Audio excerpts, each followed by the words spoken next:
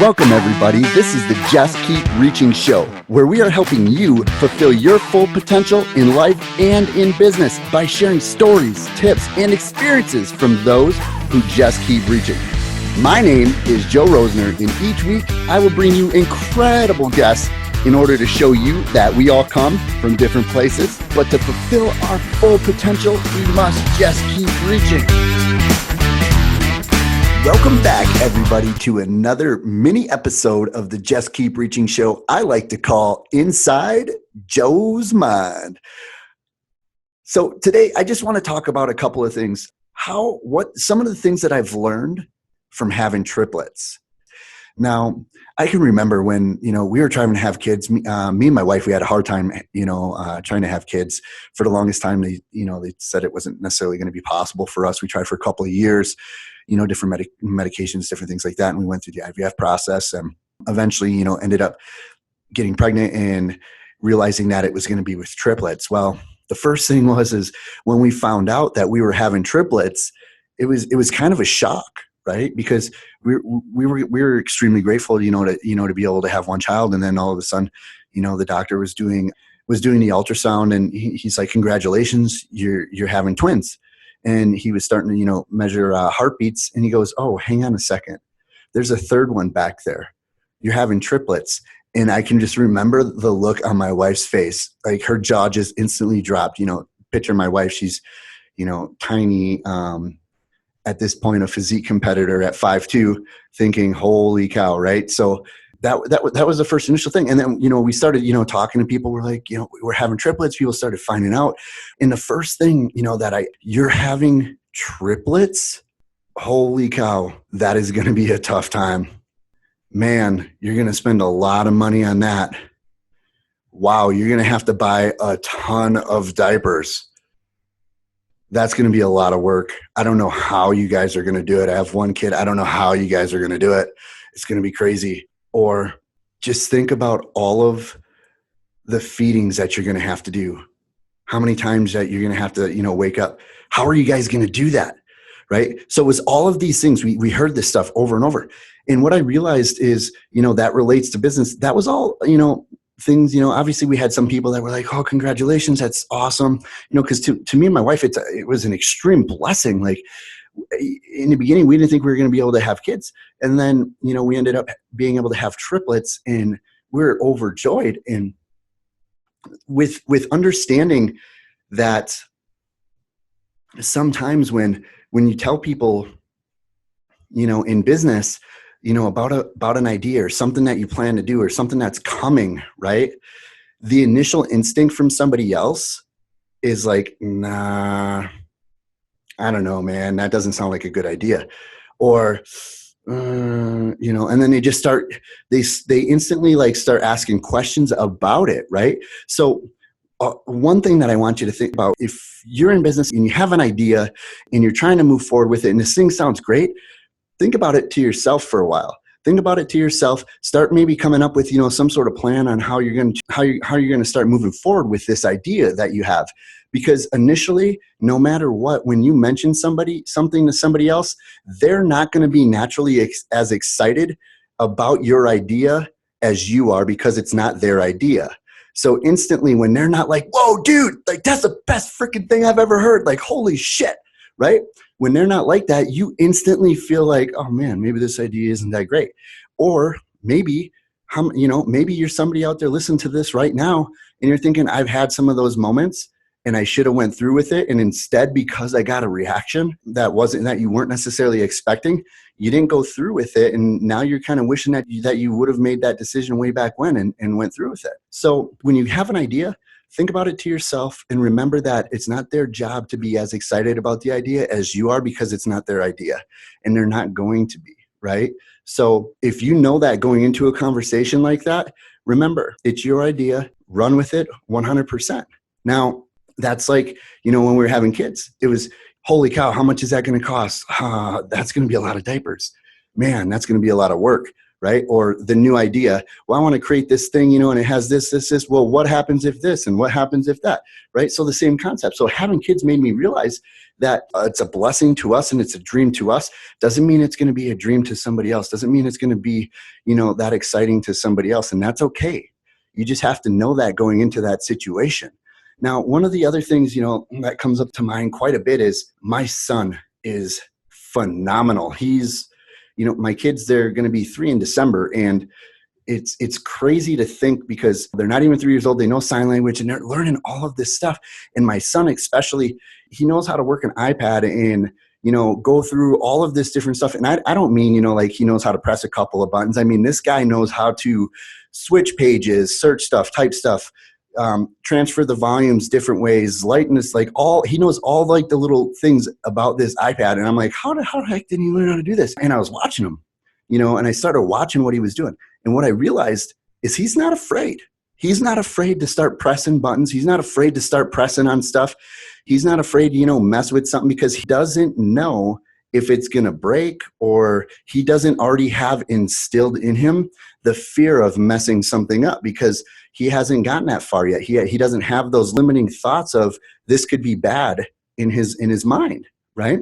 Whereas in business, in our life right now, there's a lot of things that we hold back from because of fear, because we're scared that, oh man, if I press this one button on this new phone, the thing might blow up right now, right? The thing just might blow up in my hands.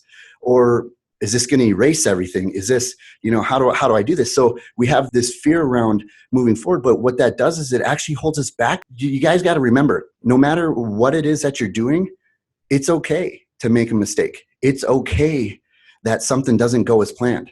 And actually, most things don't go as planned, especially in the entrepreneur world. If you think you have a 100% foolproof blueprint on something, you're probably wrong, because no plan goes 100% as planned, and stuff always decides to pop up. But if you can set yourself up knowing that could happen, it's a lot easier to go through. Now, when you think about, not being fearful, and my son, giving the example, he's just pressing buttons, he's sliding stuff around, and he's hitting all this stuff. And he ended up learning, how to utilize more parts of an iPad than I even know how to utilize. And I'm 33 years old. And it boggles my mind to say, hey, don't be afraid to mess around with things. Don't be afraid to put yourself out there. Don't be afraid to click that button or get into this program or to do this or to do this, because guess what? Even if something does, kind of go left or go right, it's a good learning experience, right? It's always going to be a good learning experience for you. Now, as they start, getting a little bit older, one of the things, it's kind of crazy because they're running like crazy right now. It wasn't long ago where they were, barely even able to walk without, trying to fall down. And now they're running all over the place like crazy. They're throwing things, they're climbing on stuff, right?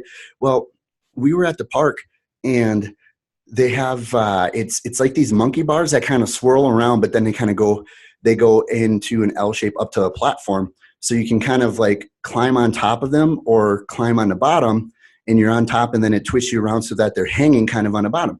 And I remember, my daughters, they, if one does it, the other one's got to do it too. Like it's just like they follow each other. They do exactly what each other, the other one is doing at all times.